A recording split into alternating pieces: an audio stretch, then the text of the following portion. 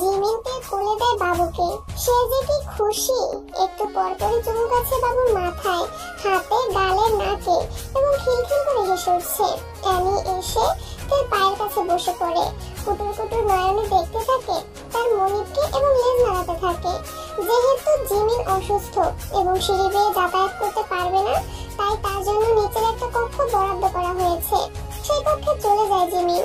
বড্ড ক্লান্ত লাগছে তার, একটু রেস্ট নেবে। বাচ্চার দায়িত্ব তেকে দিয়ে দিয়েছে। জিনের রান্না শেষ, তিনি চলে যায় জিমিনকে খাওয়াতে। দীর্ঘক্ষণ বাবুকে নিয়ে বসে থাকে তে। ভালোই লাগছিল এতক্ষণ, তবে এখন পিঠ চুলকাচ্ছে। বাবুকে সে দুই হাত দিয়ে ধরে রেখেছে, একদম ছোট এবং তুলতুলে। যদি পড়ে যায় সাবধানের মার নেই। অগত্য পিঠ চুলকাতে ব্যর্থ হয়ে এদিক ওদিক দৃষ্টি ফেরায়। কেউ এদিকে আসছে না কেন? আসলে তো একটু চুলকে দিতে বলতে পারতো। কাজের সময় কাউকে পাওয়া যায় না, এরাই হচ্ছে মুখ্য বিষয়। বিরক্ততে বিড়বিড় করে বকা দিতে থাকে সবাইকে।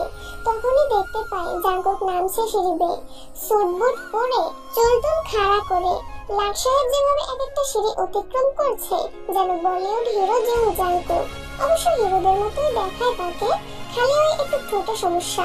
মনে মনে বেঞ্চি কাটাতে বিড়বিড় করে বলে, শালা কোথাকার, ভাবখানা ধরে কি যেন রাজপুত্র কোন রাজ্যের। ওরে গোলামের পুত, ইচ্ছে করে তো লম্বা চুলগুলো কুচি কুচি করে কেটে দিয়ে তো ভাব ছোটাতে। জাঙ্কুককে বকতে বকতে একখানা কথা মাথায় আসে, এই শালাকে দিয়ে কাজটা করিয়ে নেওয়া যাক। বেমালুম ভুলে গিয়েছে খানিকক্ষণ আগে এই পাষাণ লোকটা তাকে রুম বন্দি করে রেখেছিল। শুকনো কাশি দিয়ে গলা পরিষ্কার করে নেয়তে, তারপর বলে ওঠে, বড় ভাই, পিঠ চুলকানিটা আমাকে একটু এনে দিন তো। জাঙ্কুকের পা থেমে যায়, ধুয়ে কুচকে তাকায় তের পানি। পিঠ চুলকানি চেনেন না? ওই যে লম্বা করে দাঁত থাকে চারটা, জামার ফাটা দিয়ে ঢুকে অনায়াসে পিঠ চুলকানো যায়, চেনেন না? জাঙ্কুক দাঁতে দাঁত চেপে ইডিয়েট শব্দটা আওড়িয়ে বড় বড় পা ফেলে বেরিয়ে যায় সদর দরজা দিয়ে। চিন্তিত হতে অনেক হিসেব নিকেশ করে আবিষ্কার করে হয়তো সুইজারল্যান্ডে পিঠ চুলকানির নাম ইডিয়েট। বাচ্চা কোলে রাখা যতটা ভালো লাগার, ঠিক ততটাই কষ্টজনক। দীর্ঘক্ষণ একই ভঙ্গিমায় বসে থাকলে হাত পা সহ কোমর ঝিমঝিম করে। তেরও তেমন হয়েছে। এই মুহূর্তে মনে হয়েছে কোমরখানা ভেঙে গিয়েছে। বাবুটা কোলের মধ্যে আরামসে ঘুমোচ্ছে, পিঠ চুলকানোর অভাবে শুয়ে গিয়েছে। সেই যে জিমিন এবং জিন ঢুকেছে কক্ষে, আর বের হওয়ার নামই নিচ্ছে না। বিরক্ততে বিড়বিড় করে বলে, তোকে আমি কখনোই কোলে নিব না রে বাচ্চা। তোর মা, নানু আর মামা বড্ড পাষাণ, তার আগে আমাকে রোবট ভাবে, আশ্চর্য। তখনই সেখানে উপস্থিত হয় যে হোক। সে মূলত ডিনার করতে নেমেছে। এভাবে তেকে একা বসে থাকতে দেখে যেন হাতে চাপ পেয়ে গেল। টি শার্টখানা টেনে টুনে ঠিক করে এগিয়ে যায় তের পাশে।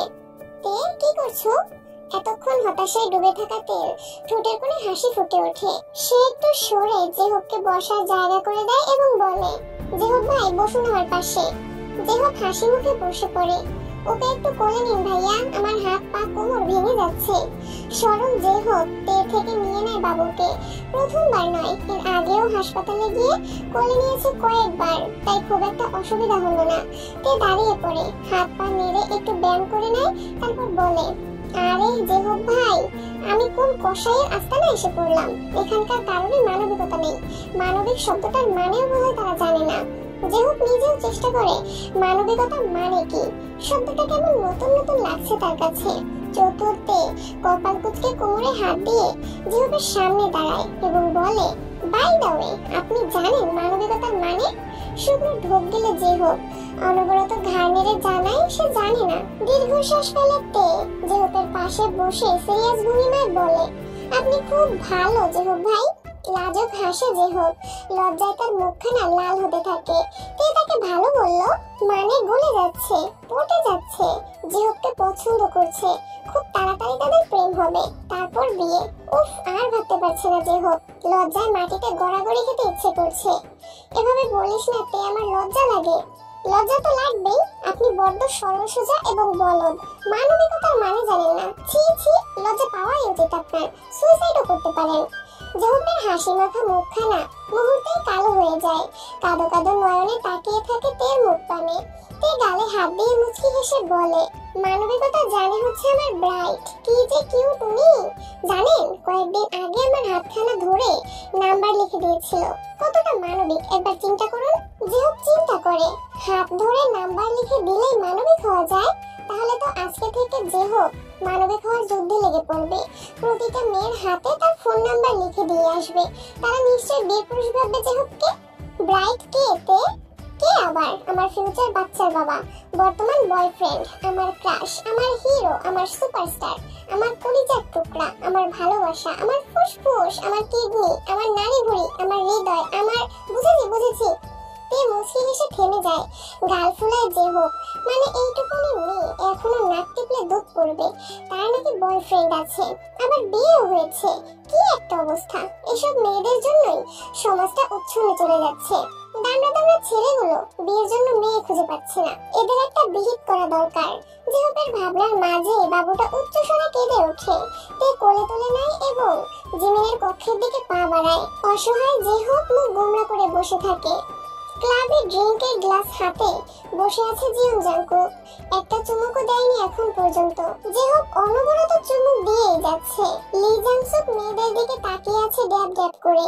জাংকুকের ভয়ে এখান থেকে সরতে পারছে না। বোগাম গভীর মনোযোগ দিয়ে কিছু একটা ভাবছে, আর ইয়োনো একটু পরপরই হাই তুলছে। মারাত্মক ঘুম পাচ্ছে তার। এখানে আসার মোটেও ইচ্ছে ছিল না, শুধুমাত্র ওরা এসেছে বলেই সে এসেছে। দীর্ঘক্ষণ নীরবতা পালন করে জেহব বলে ওঠে, ভাই, জীবনটা বাপ্পারাজের মতো হয়ে গিয়েছে। যার দিকে তাকাই তারই বিয়ে হয়ে যায়। লাস্ট বার তের দিকে তাকিয়েছিলে, আর সে আগে থেকে ম্যারিড ছিল। তো শুধু ম্যারিড, বয়ফ্রেন্ড আছে তার, নাম ব্রাইট। সে নাকি আবার সুপারস্টার। ইয়োনোর ঘুম ছুটে যায়। লি জাংসুক মনোযোগ দিয়ে জেহবের পানে তাকিয়ে আছে, আর বোগাম চেয়ার থেকে পড়ে যাচ্ছিল প্রায়। কি বলছিস মামা? জেহব দীর্ঘশ্বাস ফেলে এবং তখনকার ঘটনা ওদের বলে। এবার জাংকুক ড্রিঙ্কসের গ্লাসে চুমুক দেয়। এক চুমুকে গোটা গ্লাস ফিনিশিং করে। ঘটনা তো বুঝলাম না। জাংকুক বলল সে তার বউ, সে বলছে তার বয়ফ্রেন্ড আছে। দুই 4 না হয়ে 8 কেন হয়ে যাচ্ছে? বুঝতে পারছি না কিছু।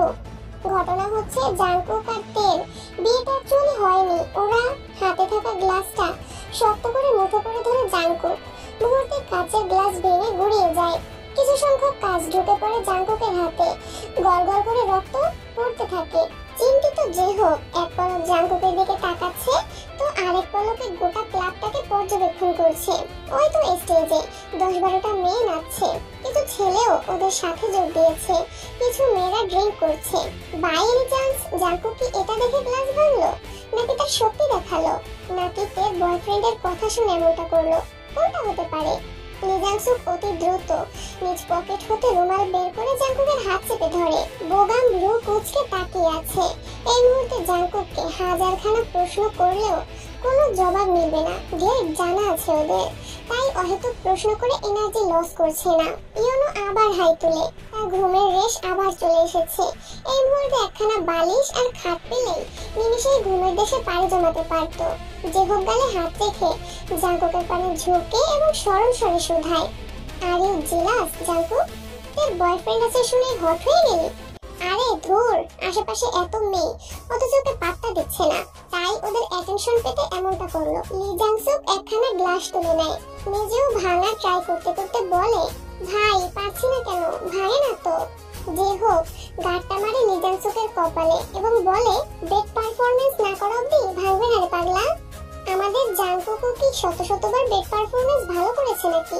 আমার তো মনে পড়ে না। ওইসব গোপন কার্যকলাপ তোকে দেখিয়ে করবে ইডিয়েট। বোগাম কিছু বলতে যাবে, তার আগেই জাংকুক দাঁড়িয়ে পড়ে এবং কাউকে কিছু বলার সুযোগ না দিয়ে গটগট পায়ে বেরিয়ে যায় ক্লাব হতে। জেহব দৌড় দেয় জাংকুকের পেছনে। হতাশ নয়নে লি জাংসুক, বোগাম এবং ইয়নও তাকিয়ে থাকে। রাত আনুমানিক 2টা বাজে। তের প্রচন্ড খিদে পেয়েছে। রাতে 2-3 বার খাবার খাওয়ার স্বভাব তার। এই যেমন সন্ধ্যার একটু পরে একবার খাবে, তারপর 10টা নাগাদ একবার এবং 2টা-3টার দিকে একবার। তের মতে জীবন মানেই খেতে হবে, খেতে হবেই মানে জীবন। সর্বক্ষণ খেতে থাকো আর গোলুমোলু হও। খাওয়া ছাড়া এ জীবনে আর কিছুই নেই। তের সাথে অ্যানিও খেতে উঠে পড়েছে। বোধহয় তারও খিদে পেয়েছে। গোটা বাড়িটা অন্ধকারে ঢেকে আছে, যেন বিদ্যুৎ বিচ্ছিন্ন হয়ে গিয়েছে। সুইজারল্যান্ডেও বিদ্যুৎ চলে যায় না, দেশটাকে যতটা উন্নতি ভেবেছিল ততটাও না। বাংলাদেশের কিছু কিছু স্বভাব এই দেশও পেয়েছে। হতাশতে অতি সাবধানে বিছানা থেকে নামে, পা নাড়িয়ে নাড়িয়ে জুতা খোঁজে এবং পেয়েও যায়। বালিশের পাশে ফোন রয়েছে। বেমালুম সে কথা ভুলেই গিয়েছে তে। ওই তো ডিনার করে জিমেল থেকে ফোন নিয়েছে বাবার সাথে কথা বলবে বলে, কিন্তু কল করেছিল ব্রাইটকে। বিদেশি নাম্বার থেকে কল করায় ব্রাইট বোধহয় জানতেই পারেনি কে কল করেছে, তাই রিসিভই করলো না। একটুখানি মন খারাপ হয়েছিল তের। পর মুহূর্তেই তার মোটা মাথায় একখানা বুদ্ধি আসে। টেক্সট করে, আমি তে, বিদেশ চলে এসেছি, ফ্রি হলে কল দিন। অ্যানিকে কোলে নিয়ে কানার মতো হাতড়িয়ে হাতড়িয়ে রুম থেকে বের হয়। ঘুটঘুটে অন্ধকারে নিজের অস্তিত্বটাও টের পাওয়া যায় না। এবার তে কিচেন অব্দি যাবে কিভাবে? অ্যানিও বোধহয় ভয় পেল, তাই উচ্চস্বরে ম্যাও ম্যাও আওয়াজ তুলতে থাকে। তে চটজলদি চেপে ধরে অ্যানির মুখ, হুঁশিয়ার দিয়ে বলে, চুপ কর বেয়াদব, এই বাড়িতে একটা গন্ডার আছে। তোর শব্দ পেলে বাঘের মতো গর্জন তুলে এগিয়ে আসবে, খেপার ষাঁড়ের মতো হুঙ্কার তুলে ধমক দেবে। একবারও ভাববে না আমার মতো হাতের ভয়ে বাচ্চাকে মূর্ছা যেতে পারে। বাকিটা শেষ করার আগে শক্তপোক্ত কিছুর সাথে ধাক্কা খাইতে ছিটকে পড়ার আগেই একজোড়া শীতল হাত জাপটে জড়িয়ে ধরে তের কোমর। একজোড়া অধর এসে ঠেকে তের কপালে। ভূমিকম্পের ন্যায় কেঁপে ওঠে মেয়েলিকায়া। বিড়ালছানাটি পড়ে গিয়েছে ফ্লোরে এবং গলা ছেড়ে চিৎকার করে যাচ্ছে মিউ মিউ শব্দে। জাঙ্কুককে সোজা করে দাঁড় করিয়ে কোমর থেকে হাত সরিয়ে চাপা গম্ভীর স্বরে বলে, এখানে কি চাই? স্বস্তির নিঃশ্বাস ফেলে। যার বাবা বাঘের কাছাকাছি চলে এসেছে। এখন অন্ধকারে ভূত পেট কোনো কিছুই ভয় নেই। বাঘ ঠিকই ঢিসুম ঢিসুম করে সবগুলোকে বৃন্দাবন পাঠিয়ে দিতে সক্ষম হবে। তে চঞ্চল ভঙ্গিমায় অ্যানিকে খুঁজতে খুঁজতে জবাব দেয়, আর বলিয়েন না, সুইজারল্যান্ড আমার দেশ। এখানে কারেন্ট থাকে না বাংলাদেশের মতো, উন্নত দেশ একটা। আর আপনাকেও বলিহারি, এত বড় বাড়ি কিনেছেন, একটা জেনারেটর কিনতে পারেননি? সেসব বাদ দিলাম, একটা চার্জার লাইট তো কিনতে পারেন। বেচারা আমি বাকিটা শেষ করার আগেই বাড়িটা কানায় কানায় আলোকিত হয়ে যায়। আশ্চর্য তে খানিকটা ঘুরে ঘুরে দেখে, পরপরই খুশি হয়ে বলে, এই তো কারেন্ট চলে এসেছে, আমার না ভীষণ খিদে পেয়েছে, খেয়ে আসে, ঠিক আছে বড় ভাই? বলেই অ্যানিকে কোলে তুলে নেয় এবং গটগট পায়ে নেমে পড়ে নিচে। বলা তো যায় না আবার কখন কারেন্ট চলে যাবে। কারেন্ট থাকতে থাকতে খাওয়া শেষ করতে হবে। জাঙ্কুক বিরক্তি নিঃশ্বাস ফেলে বিড়বিড় করে বলে, ডিসগাস্টিং। ভীষণ সুস্বাদু খিচুড়ি। পেট পুরে খেয়ে ঢেকুর তুলে তেল অ্যানিকেও দিয়েছিল। সেও লক্ষ্মী বাচ্চার মতো চেটেপুটে খেয়েছে। এবার দুজনেরই পেট ঠান্ডা হয়েছে। বেসিনে থালা রেখে আসার পথে খেয়াল করে তার টি শার্টে রক্ত লেগে আছে। এ বাবা, এ রক্ত আসলো কোথা থেকে? চিন্তিত তেল দাঁত দিয়ে নখ কাটতে কাটতে পায়চারি করে, কোথা থেকে আসলো, কোথা থেকে আসলো? অতঃপর মনে পড়ে জাঙ্কুক তার কোমর জড়িয়ে ধরেছিল। বাই এনি চান্স জাঙ্কুকের হাত থেকে রক্ত লেগেছে? তার কি হাত কেটেছে? উদার মনের তের মায়া হয়। সে চট করে ভেবে ফেলে একবার দেখে আসবে। যেই ভাবা সেই কাজ। অ্যানিকে কোলে তুলে এক দৌড়ে এগিয়ে যেতে নেই জাঙ্কুকের রুমের দিকে। মাঝপথে দেখা হয় জেহুপের সাথে। সে সবেই বাড়িতে ঢুকলো। জেহুপ ভাই, খেপা ষাঁড়ের কি হাত কেটেছে? মিনিট 2 সময় লাগে জেহুপের বুঝতে খেপার ষাঁড়টা আসলে কে। যখন বুঝতে পারে ঠোঁটের কোণে হাসি ফুটে ওঠে। বাহ, মারাত্মক নাম দিয়েছে তো। বাহ তে, সুন্দর নাম দিয়েছে তো। রাখুন সুন্দর নাম, কেটেছে কিনা বলুন। কাটেনি তো।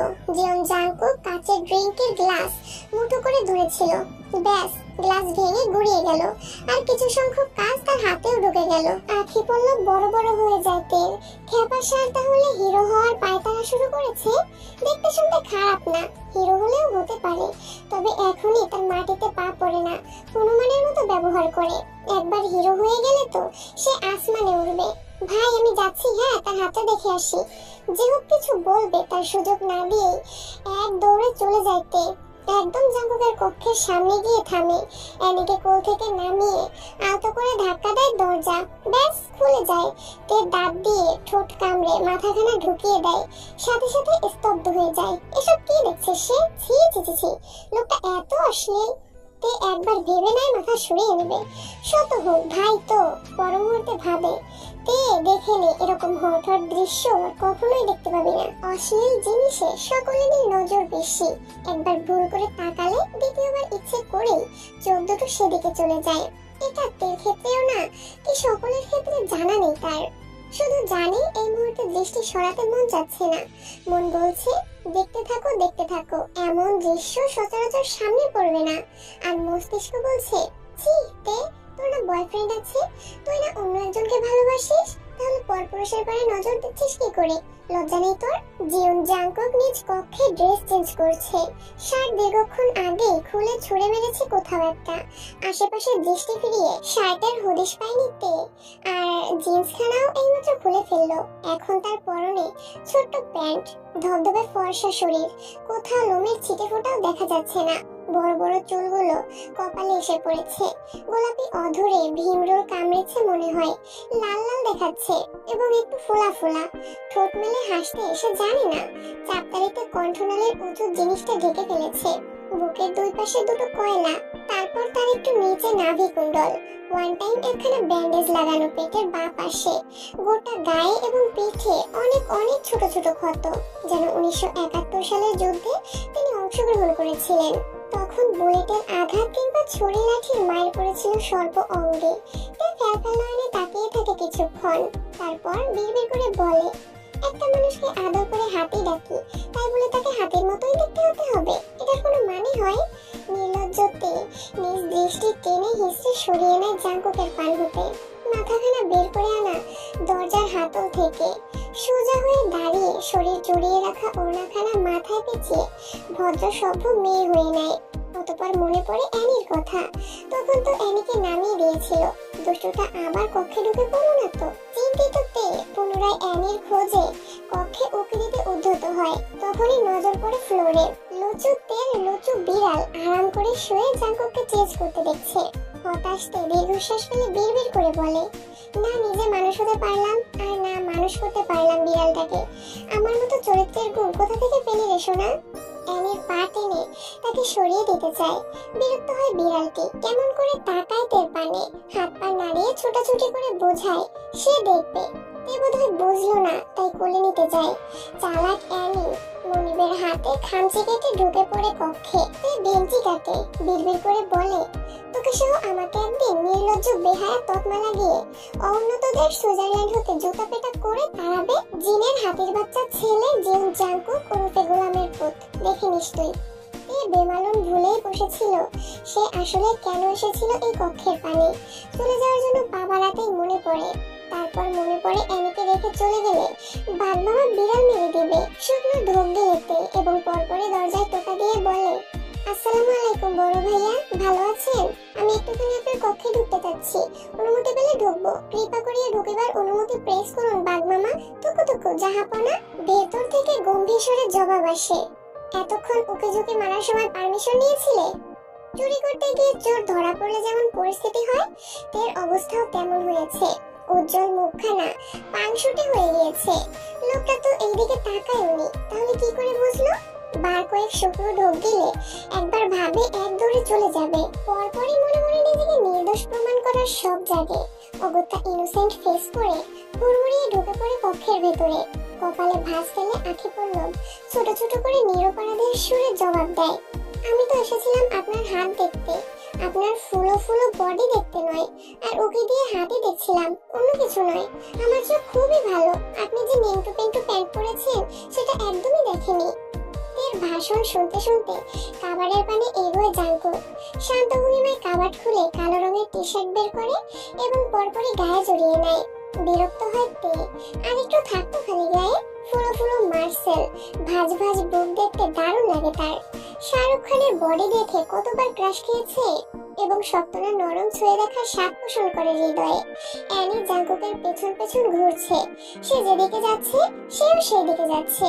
মনে মনে তার ইচ্ছে জেগেছে জাঙ্কুকের কোলে ওঠার, ছুঁয়ে দেওয়ার।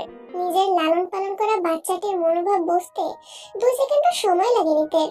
সে বাঁকা হেসে আওড়ায়, ওরে আমার অ্যানি, একটু লজ্জা শরম বাঁচিয়ে রাখছো না, মায়ের মতো হোস না।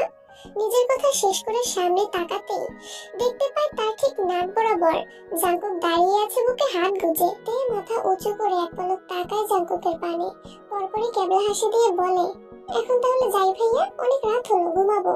ডিস্টেন্স মেইনটেইন করে চলবে আমার থেকে, ফার্দার আমার সামনে আসবে না, তোমাকে আমার পছন্দ। জাঙ্কুকের কথা শেষ করতে না দিয়ে তে বলে ওঠে, আপনাকেও আমার পছন্দ না, আপনার সামনে আসার ইচ্ছেও নেই, জাস্ট মানবতার খাতিরে এসেছিলাম। এরপর থেকে আর যেখানে সেখানে মানবতা দেখাতে আসবো না, যত সব আজাইরা ঢং। মুখ বাঁকিয়ে মুহূর্তেই প্রস্থান করে তে। প্যানিকে কিছু বুঝলো, কে জানে বুঝলো কিনা, সেও সুর করে মালিকের পেছনে চলে যায়। জাঙ্কুকের ঠোঁটের কোণে এক চিলতে হাসির রেখা মিলল বোধহয়, এবং পরপরই সেটা মিলিয়ে যায়। জিন ছেলের সাথে ভালো মতো 2 দণ্ড কথা বলতে পারেনি এখন পর্যন্ত। পারেনি বলতে ভুল হবে, জাঙ্কুক সময় দিচ্ছে না তাকে। এই তো সকালে ঘুম থেকে উঠে ছেলের জন্য কফি করে এনেছিল, কিন্তু কক্ষে প্রবেশ করে দেখে ছেলে নেই, গোটা বাড়িতে কোথাও নেই, মানে সে চলে গিয়েছে। হতাশ জিনের মন খারাপ করে কিচেনে ঢুকে রান্না করতে চলে যায়। জিমিন এবং তার বাচ্চা সোফায় বসে আছে। মামের এক অসাধারণ দৃশ্য দেখা যাচ্ছে। অসুস্থ মা ঠিক করে বসতে পারছে না, তবুও বাচ্চাকে কোলে নিয়ে হাসি মুখে একটা ওটা বলছে, আর অবুঝ শিশু হাসছে। তাই খানিকক্ষণ তাকিয়ে তাকিয়ে দেখে তার জীবনে অনেক না পাওয়া রয়েছে, মন খারাপের অনেকগুলো কারণ আছে, কিন্তু কখনো তার মন খারাপ হয় না, কখনো কান্না পায় না। 13 বছর বয়সে মা মারা গিয়েছে। মাকে কবরে শুয়ে রেখে আসার 3 ঘন্টা বাদেই বাবার দ্বিতীয় বিয়ের কথা শুনে তে জানতে পারে তার বাবা সিঙ্গাপুরে আরেকটা বিয়ে করেছে। হয়তো সেই খবর জানতে পেরেই মা পরলোক গমন করেছে, নাহলে ভালো মানুষ কখনো হঠাৎ করে মারা যেতে পারে। মা হারাতে দায়িত্ব নেওয়ার মতো কেউ ছিল না, তাই সেদিন তার দাদা জোর করে তার দায়িত্ব তুলে দিয়েছিল জিনের কাঁধে। কিসের একটা পেপারে সাইন করিয়ে সারা জীবনের জন্য জিনের সাথে বেঁধে দেওয়া হয়েছিল তেকে। বলা বাহুল্য, জিন বেগম কখনোই দায়িত্ব হেলাফেলা করে নেয়নি, মায়ের মতো আগলে রেখেছে তাকে। চাওয়া পাওয়া সবটা পূরণ করেছে এবং এখনো করছে। প্রতি মাসে বাবা নির্দিষ্ট অ্যামাউন্ট টাকা পাঠায় তের অ্যাকাউন্টে, কিন্তু জিন বেগম সেই টাকা খরচ করতে দেয় না। তের একটা ব্যাপার ভেবে দেখে, তার মা সব দায়িত্ব পালন করলেও তাকে বিয়ে দিচ্ছে না কেন? এই তো 21 বছর হয়ে গিয়েছে তার, কয়েকদিন পরে 22 হবে, বুড়ি হয়ে যাচ্ছে, অথচ মা বিয়ের কথা ভাবছে না। এর কপালে ভাঁজ ফেলে এগিয়ে যায়, জিমিনের পাশে বসে চিল্লিয়ে বলে ওঠে, মা তুমি আমার বিয়ে দিচ্ছ না কেন? আমার যে বিয়ের বয়স হয়ে গেছে, ভুলে গেছো? তখনই জাঙ্কুক আর জেহব বাড়িতে ঢুকলো এবং তারা সম্পূর্ণ কথা শুনেছে তের। জিমিন তের কোলে তুলে দেয় বাচ্চাকে এবং একটু আরাম করে বসে। সদ্য সিজার করা হয়েছে, দীর্ঘক্ষণ বাচ্চা কোলে রাখলে পেরেশান হয়ে ওঠে। তে বাচ্চাকে কোলে নিল ঠিকই, তবে মনে মনে বিড়বিড় করে বলে, কয় বছরের জন্য যে আমার কোলে তোকে তুলে দিল আল্লাহ জানে। ইদানিং অ্যানি ভীষণ জেলাস ফিল করে।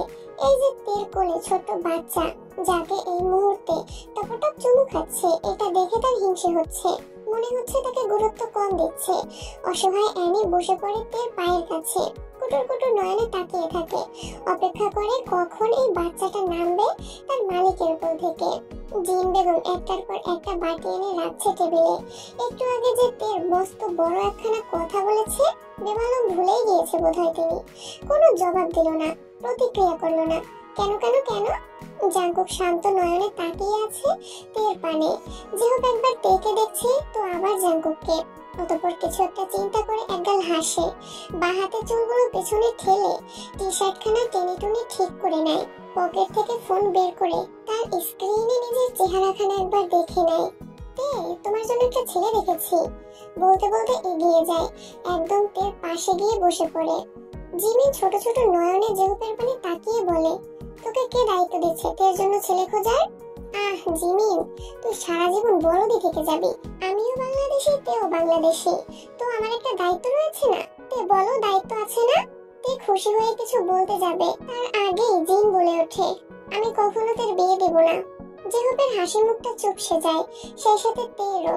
তাকে বিয়ে দেওয়া হবে না মানে সারা জীবন সিঙ্গেল কাটাতে হবে?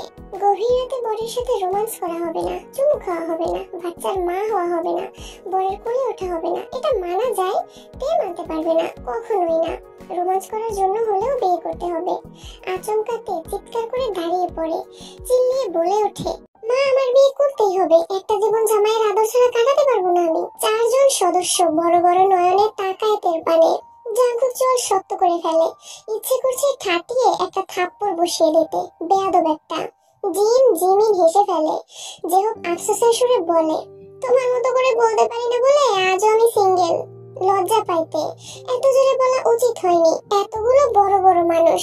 ছি তে ছি, তুই তো দেখছিস সত্যি সত্যি চরিত্রহীন হয়ে যাচ্ছিস, চরিত্রের চ নেই তোর। কাচুমাচু হয়ে বসে পড়ে। জিন প্লেটে খাবার পরিবেশন করতে করতে বলে, আমার দুটো সন্তান, তাদের কাছে আমার কোনো মূল্য নেই। বছরের পর বছর চলে গিয়েছে, তারা কখনোই আমার খোঁজ নেয়নি। হ্যাঁ, প্রতি মাসে মোটা অঙ্কের কিছু টাকা পাঠিয়েছে। দীর্ঘদিন জন্ডিসে ভুগেছি, বাড়ির প্রতিটা সদস্য বদনাম দিয়েছিল আমি বুড়ো বয়সে প্রেগনেন্ট হয়েছি। আমার ছেলে মেয়ে পাশে থাকলে এমন বদনাম দেওয়ার সাহস কারো হতো না। আমার বেঁচে থাকার অবলম্বন তে এই মেয়েটিকে বুকে জড়িয়ে বেঁচে আছি আমি। আমার সুখ দুঃখে এই একটা মানুষকেই পাশে পাই, তাকে বিয়ে দিয়ে পরের ঘরে পাঠালে যে আমি একদম নিঃস্ব হয়ে যাব, একাকিত্বে মরে যাব। বলতে বলতে আঁখিতে অশ্রু জমে জিনের, আবেগে ভেসে যায় তেও, তারও কান্না পায়। জিনের দুঃখের কথা শুনে নয়, নিজের দুঃখের কথা মনে করে। চিরন্তন সত্য কথা হচ্ছে, তেরো জিন বেগম ছাড়া কেউ নেই। এই মানুষটি না থাকলে তেও একাকিত্বে মরে যেত। জিমিন হাতে উল্টো পিঠে চোখের পানি মুছে নেয়, সবাইকে সেন্টি খেতে দেখে তে বলে ওঠে, মা, তোমার যদি আরো একটা ছেলে থাকতো তাহলে তাকে আমি বিয়ে করতে পারতাম, তারপর সারা জীবন একসাথে থাকতাম। দারুণ হতো না? জাঙ্কুক বড় বড় পা ফেলে নিজ কক্ষের পানে অগ্রসর হয়। এতক্ষণে কেউ তাকে খেয়াল করেনি। জিন বেগম পায়েসের বাটি হাতে নিয়ে এক দৌড়ে এসে দাঁড়ায় জাঙ্কুকের সামনে এবং বলে, শুভ জন্মদিন বাবা। তোর বাকিটুকু শেষ করতে পারি না জিন। জাঙ্কুক পাশ কাটিয়ে চলে যায়। জিন ধপ করে বসে পড়ে ফ্লোরে। আজ তার ছেলের জন্মদিন, তাই তো সকাল সকাল ঘুম থেকে উঠে ছেলের পছন্দের সকল কিছু একা হাতে রান্না করেছে। ভেবেছিল আজকের দিনটাতে জাঙ্কুক তার সাথে ভালো করে কথা বলবে, পায়েস খাবে, কিন্তু তার কিছুই হলো না। খুব বেশি ভুল করেছিল কি সে? মস্ত বড় অপরাধী। যে হোক হতাশ হয়, জিমিনও কেঁদে ফেলে। তে চোয়াল শক্ত করে ফেলে। একরাশ রাগ জন্মায় জাঙ্কুকের উপর। ইচ্ছে করছে বড় বড় চুলগুলো টেনে ছিঁড়ে দিতে। সেই সকালে কারোরই আর খাওয়া হয় না। জিন নিজ কক্ষে দরজা আটকে কাঁদছে। জিমিন তৈরি হতে গিয়েছে, আজকে তাকে হাসপাতালে যেতে হবে চেক আপ করতে। জিমিনের স্বামী সুগা এবং শাশুড়ি এসে বসে আছে, তারাই নিয়ে যাবে ডাক্তারের কাছে। বাবু এখন সুগার কোলে। তে অ্যানিকে কোলে নিয়ে একটু বাইরে বের হয়। আজকেই প্রথমবার বাইরে বের হলো তে, কাউকে বলে আসেনি। সাথে এনেছে জিনের ফোন খানা। ব্রাইট রিপ্লাই করেছিল মেসেজের এবং বলেছে আজকে কল দেবে। এখানকার মেয়েগুলো বেশ সুন্দর, জিন্স টপস শার্টস যে ড্রেসই পরুক তাদের বেশ সুন্দর লাগে।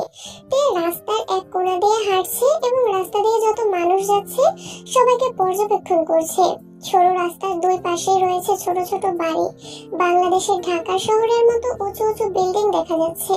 অতিরিক্ত যানবাহনও নেই, রিক্সা, অটো, টোটো, টেম্পো, ঠেলাগাড়ি কিছুই নেই। শুধু একটু পরপর লাল, কালো, সাদা রঙের 4 চাকার গাড়ি দেখা যাচ্ছে।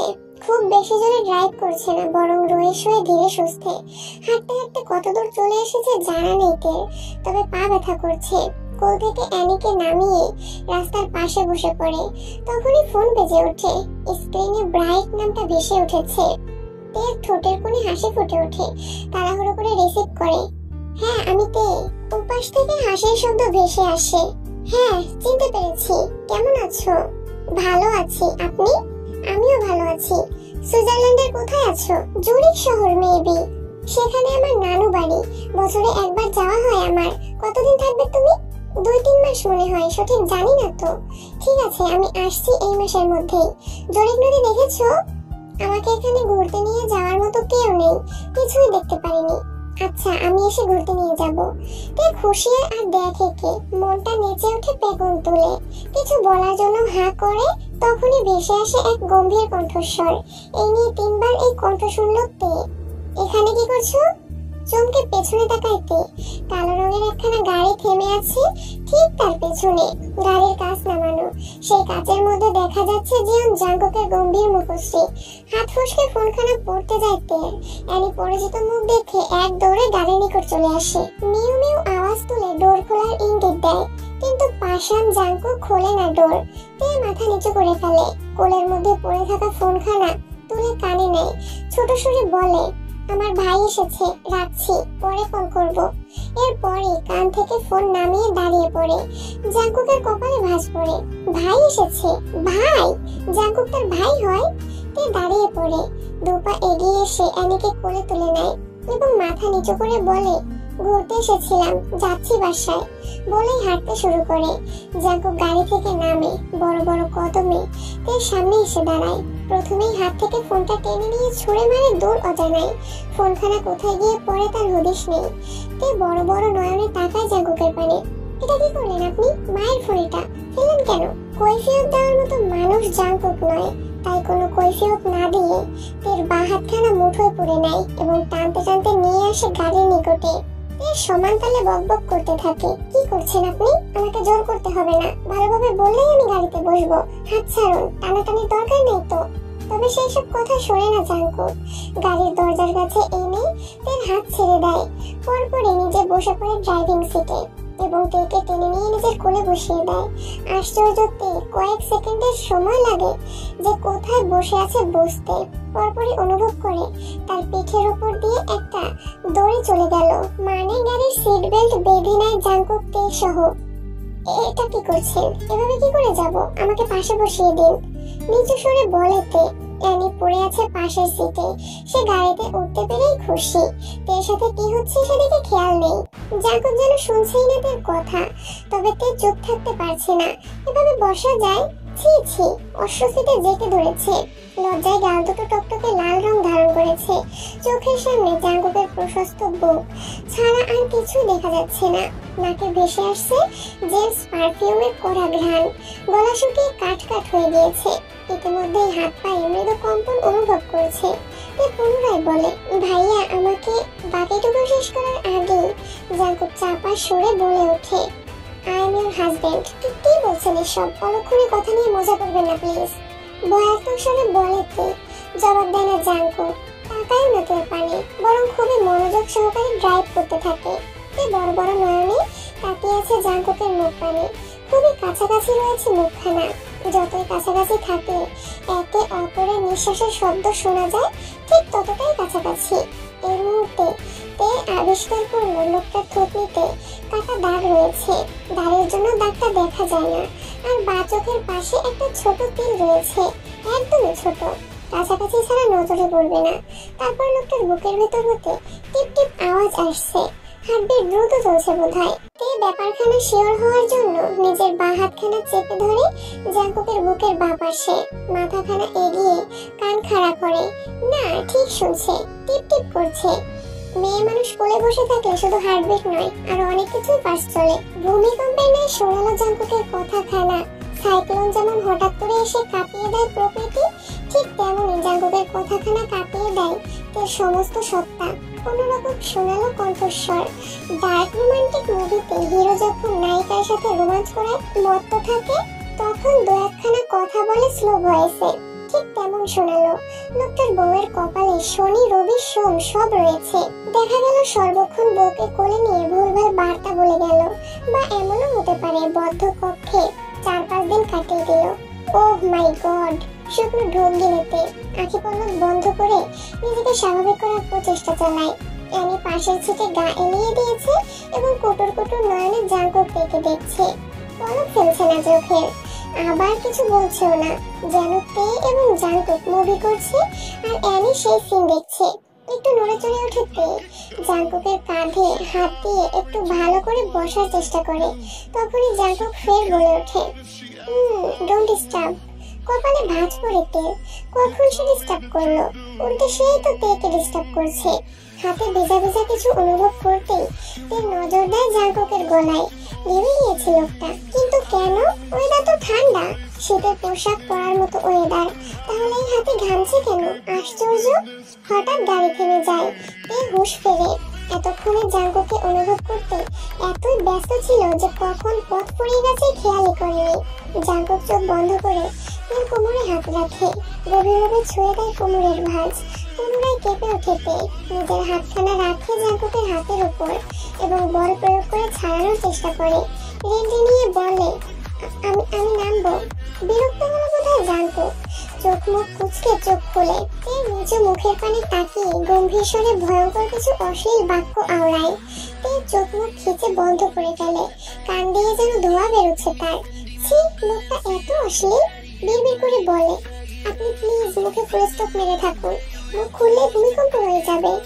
জাঙ্কুক বোধহয় শুনতে পেল তার কথা, তাই চাপা স্বরে বলে ওঠে, ভূমিকম্প এখনো হয়নি। ব্রাইট নামটা আর একবার শুনলে ভূমিকম্প হবে তোমার ছোট্ট দেহখানায়, সহ্য করতে পারবে না, মরে যাবে। প্লিজ বক্তব্য শেষ করে সিট বেল্ট খুলে গাড়ির দরজা খুলে দেয় জাঙ্কুক। তে যেন এটারই অপেক্ষায় ছিল, তাড়াহুড়ো করে নেমে পড়ে জাঙ্কুকের কোল হতে।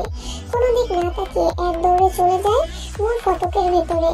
দরজার সামনে দাঁড়িয়ে বুকে হাত দিয়ে জোরে জোরে দুটো শ্বাস টানে। এতক্ষণ যেন শ্বাস আটকে ছিল। লোকটা ভয়ঙ্কর, শুধু ভয়ঙ্কর নয়, নির্লজ্জ। ছি, কিসব কথা বলে, মুখের কোনো ব্রেক নেই, অসভ্য হাতি একটা।